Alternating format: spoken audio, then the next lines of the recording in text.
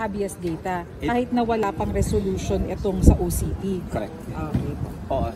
So we are asking for consolidation with the criminal action.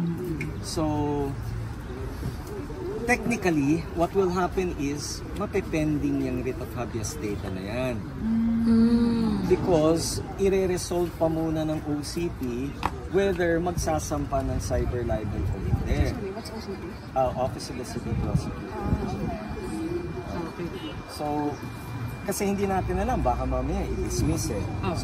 So, kung ganon, edi paano na ngayon itong writ of habeas data? Walang korte. So, mapepending muna siya. It will have to wait. Marire-raffle po ba yan? Di ganun po ba yun? Marire-raffle siya? That's up to the petitioners on how to do it. Okay. Hindi ko sila tuturuan. Apo. Akala ko kasi sir, automatic na parang pagka ganoon, since may na-file sa 205, baka sa 205 na lahat, hindi pala ganun yun. Hindi. Ang mangyayari nga would be hihintayin yung pagdesisyon ng OCP doon sa cyber libel complaints nila because that is against what the law says. Once that there is a criminal action, consolidated itong petition for writ of habeas data doon sa nangyayari na yun doon sa criminal side. Now, if it is dismissed, so para masasabi mo na in limbo ngayon itong petition for habeas data.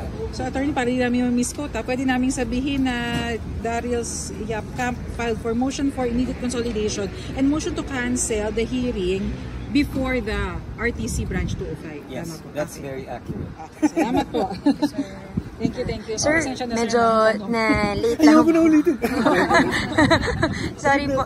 Sir, ano lang po, just concise explanation lang po. Bakit hindi libelous yung teaser video ni Daryl Yap nung The Rapist of Pepsi Paloma? And wala po bang mali dun sa title? Okay. This is just a personal opinion, alright? And this is our stand. There is no libel if it is truthful. Libel, the truth is a defense in libel. That is a statutory provision of the revised penal code. So if whatever came out in the teaser is truthful or can be based on truth, then it cannot be considered as libel. Okay po.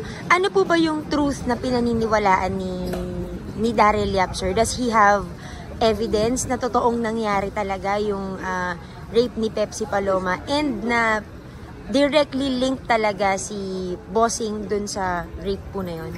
Let's just take a look at the teaser. It is merely an accusation.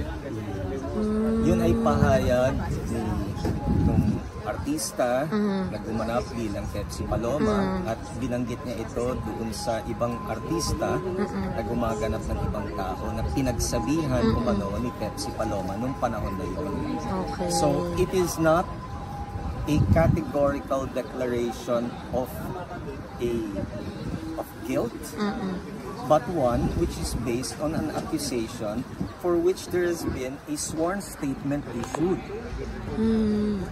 Possible din ba sir na ma-libel yung gumagamit ng kumakalat di ba sa social media yung teaser na yan? Possible bang magbayad din sila?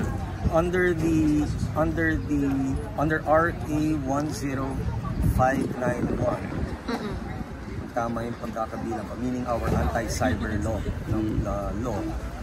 all those who would post the same teaser can be liable for cyber libel. Every additional post is considered as another libel. That's correct. Pwede. Hindi ko sinasabi na libelous. Pwede sampahan. Pwede sampahan. Sir, pwede po tayo mag-enlighten dun sa, kasi the last time yung sinabi po ni Bossing na no one ever approached him from the production side, lalong-lalo na si Daryl, na to reach out sa kanya para kunin yung side niya, para mabuo yung story nitong movie. Wala daw nag-approach. So, nabanggit niyo po sir na naibigay yung script sa isang sibling, tama po ba? Sa isang sibling ni Bossing, who is known as a senator. Sir, pwede po bang pa-expound on that? I think what I stated is pretty clear as well, and you can already infer the facts from there. I do not need to enlighten. What we are saying is that that script was something na hindi tinatago ni Direk Daryl.